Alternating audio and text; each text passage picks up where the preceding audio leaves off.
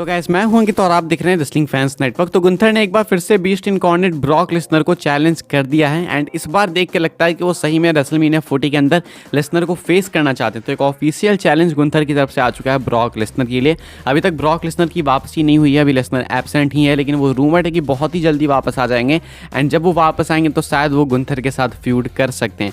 Gunther आए थे Busted open radio में, जहाँ पे कि वो कॉमेंट करते हैं एक बार फिर से लेसनर के ऊपर, कहते हैं I don't know if WrestleMania 40 is the time for that and we'll see, but I feel like in the long run the one name I'll always bring up is Brock because I feel like I'm the end boss to a lot of people, but I feel like Brock is somebody that perfected being an and boss. तो ये and boss वाली चीज़ मैंने आपको पहले भी बताई थी कि गुंथर कहते हैं कि मुझे लगता है कि मैं बहुत सारे लोगों के लिए एंड बॉस हूँ कि अगर वो मुझे हरा देते हैं तो देन भाई फिर वो उन्होंने सब कुछ अचीव कर लिया। तो मेरे लिए ब्रॉक लेसनर वो है, मुझे लगता है कि अगर मैं लेसनर को हरा दूंगा, उससे मैं कम्पीट कर लूँगा तो देन मैं एंड बॉस को डिफीट कर दूंगा एंड बन जाऊँगा सबसे बड़ा एंड बॉस। ये कुछ गुंथर का मानना है।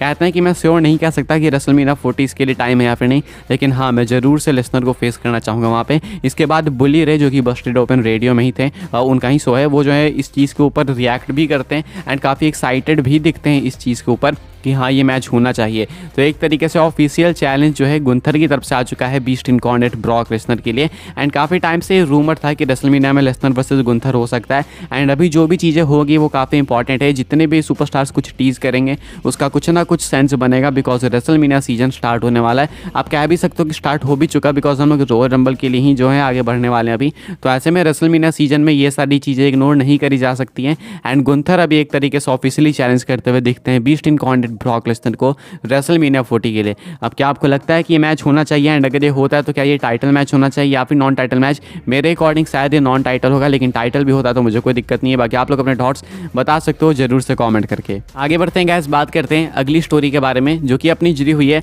कोडी रोड्स को लेकर। कोडी रोड्स जो है ना मैच ऑफ द ईयर 2023 का अवार्ड जीतने वाले हैं। हालांकि कोडी रोड्स अकेले नहीं जीतेंगे, साथ में उनके एक और सुपरस्टार होगा जो कि मैच ऑफ द ईयर का अवार्ड जीतेगा because match of the year का अवार्ड है, सुपरस्टार ऑफ द ईयर का नहीं है। लेकिन कोडी रोड्स का कंफर्म इसलिए है ना क्योंकि जो करेंटली डब्ल्यूडब्ल्यूई टूर्नामेंट कर रही थी अपने यूट्यूब पोल्स वगैरह में, उसमें दो मैचेस जो फाइनल की तरफ जाते हुए दिख रहे हैं वो दोनों ही कोडी रोड्स के ही मैचेस हैं। देख सकते हो आप लोग, WWE tournament to crown the 2023 match of the year is down to the final 4 matches as things stand the final 2 matches advancing will be Cody Rhodes versus Roman Reigns WrestleMania and Cody Rhodes versus Brock Lesnar SummerSlam. तो यहाँ पे जो है WWE अभी tournament continue कर रही है, तो वहाँ पे अभी देख के लग रहा है पोल वगैरह की फाइनल जो 2 मैचेस होंगे वो कोडी एंड रोमन के होंगे एंड कोडी एंड ब्रॉक के होंगे, यानी कि ये दोनों मैचेस सामने सामने जाएंगे।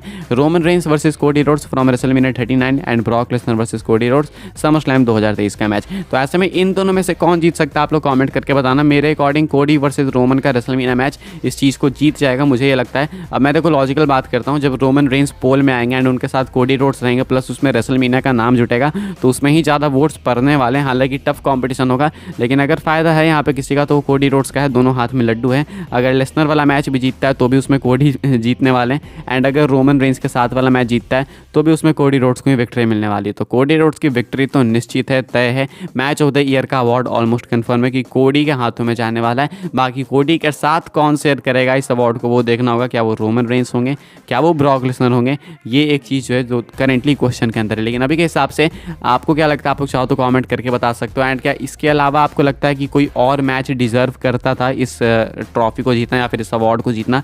कमेंट करके आप लोग चाहो तो बता सकते हो। मुझे लगता है कि डब्ल्यूडब्ल्यूई यूट्यूब से हट के कहीं और पे कराती, ट्विटर वगैरह पे या फिर किसी और जगह पे कराती तो शायद रिजल्ट्स काफ़ी अलग होते हैं। आगे बढ़ते हैं गैस, बात करते हैं अपनी अगली स्टोरी के बारे में जो कि जुड़ी हुई है रिज हॉलैंड को लेके। तो आपको मैंने बताया था कि एनएक्सटी की जब टेपिंग हुई थी, अभी जो लास्ट एनएक्सटी का एपिसोड गया है उसकी टेपिंग पहले ही हो चुकी थी एंड वहाँ पे ही मैंने आपको बताया था टेपिंग के बाद कि इलिया ड्रैगुनोव का एक एंगल दिखाया डब्ल्यूडब्ल्यूई ने जहाँ पे कि वो स्ट्रेचर से जा रहे हैं इंजर्ड होने के बाद। अब उस टाइम तो इसको एंगल ही बोला जा रहा था क्योंकि कंफर्म नहीं था कि इंजरी रियल है या फिर फेक है, लेकिन माना जा रहा था कि ये फेक है एंड डब्ल्यूडब्ल्यूई सिर्फ स्टोरी चला रही है। अभी भी वही माना जा रहा है, लेकिन रिज हॉलैंड ने अपॉलॉजी ली है। रिज हॉलैंड के डीडीटी की वजह से ये सब कुछ हुआ। जब ये एनएक्सटी एयर हुआ तो लोगों ने इस चीज़ को नोटिस करा एंड रिज हॉलैंड अभी ट्विटर पे आके कहते हैं I am sorry for what happened, tag करते हैं यहाँ पे इलिया ड्रैगुनोव को एंड कहते हैं this not who I am, get well soon. तो कहते हैं कि जो भी हुआ उसके लिए मैं माफ़ी मांगना चाहता हूँ, मैं ये नहीं हूँ, मतलब मैं इंजर्ड वगैरह नहीं करना चाहता था, ये मेरी आइडेंटिटी नहीं है, वो चीज़ गलती से होगी, उसके लिए मैं माफ़ी मांगता हूँ एंड गेट वेल सून कहते हैं। अब रिज हॉलैंड का नाम वैसे भी काफ़ी ज़्यादा ख़राब है, वो ऐसे वॉच करने की फिराक में रहते हैं हमेशा, मतलब ऐसा रहते तो नहीं है फैंस के अकॉर्डिंग, स्कोरिंग उनसे कभी भी हो जाता है। तो रिज हॉलैंड से एक बार फिर से शायद ये रियल में गलती हो गई या फिर नहीं पता, लेकिन अभी के हिसाब से मुझे तो लगता है कि ये स्टोरी ही है। बाकी आप लोग अपने थॉट्स चाहो तो कमेंट करके बता सकते हो। मुझे लगता है ये स्टोरी है, लेकिन ये अपॉलॉजी जो इन्होंने पोस्ट करी है वो चीज़ों को थोड़ा सा कॉम्प्लिकेटेड, थोड़ा सा कॉम्प्लेक्स, थोड़ा सा कंफ्यूजिंग बना रही है ज़रूर से। आगे बढ़ते हैं गैस, बात करते हैं अगली स्टोरी के बारे में जो कि है बेली को लेके। बेली का 2023 कुछ खास नहीं था, लेकिन हाँ 2023 एंड होते होते लग रहा है कि 2024 बेली का अच्छा होगा। मे बी उनका फेस टर्न होने वाला है एंड मे बी वो वापस से मेन इवेंट स्पॉट में जाएंगी एंड अच्छी बुकिंग होगी उनके लिए। लेकिन 2023 उनके लिए बिल्कुल भी अच्छा नहीं रहा है। बेली का जो है एक ट्रैक रिकॉर्ड मैं आपको दिखाता हूँ। बताया जा रहा है कि बेली ने इस साल टोटल 72 मैचेस यानी 72 मैचेस रसल किए हैं, जिसमें से कि सिर्फ और सिर्फ 7 मैचेस यानी 7 मैचेस उन्होंने जीते हैं। अब यहाँ पे लाइव इवेंट्स भी कंबाइंड है। 72 में से 7 यानी कि मान के चलो सिर्फ 10% मैचेस ऑलमोस्ट बेली ने जीते हैं। 10% से भी कुछ पॉइंट में परसेंटेज कम है यहाँ पे।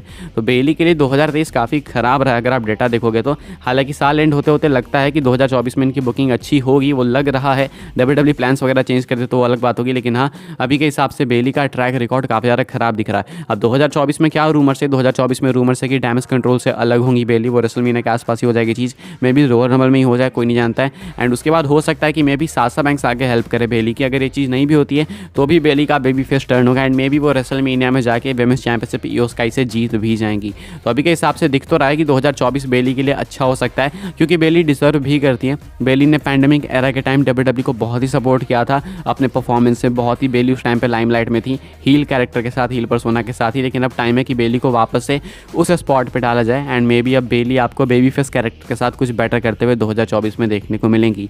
बात करते हैं गाइस अपनी आखिरी स्टोरी के बारे में, जो कि आज सच कोई बहुत इंपॉर्टेंट तो नहीं है, लेकिन बस मैं आपको बता देता हूँ ताकि आपको क्लियर रहे। अगर आप लोग WWE से बाहर भी रेसलिंग प्रमोशंस पे ध्यान रखते हो तो WWE ने सितंबर में कुछ सुपरस्टार्स को रिलीज़ करा था। कुछ तो नहीं, बहुतों को कर दिया था, जिसमें Mustafa Ali, Matt riddle and और भी कुछ बड़े नेम्स थे। मैट रिडल बड़े नेम में नहीं थे, और डॉल्फ जिगलर का भी नेम था वहाँ पे। डॉल्फ जिगलर काफ़ी बड़े नेम थे।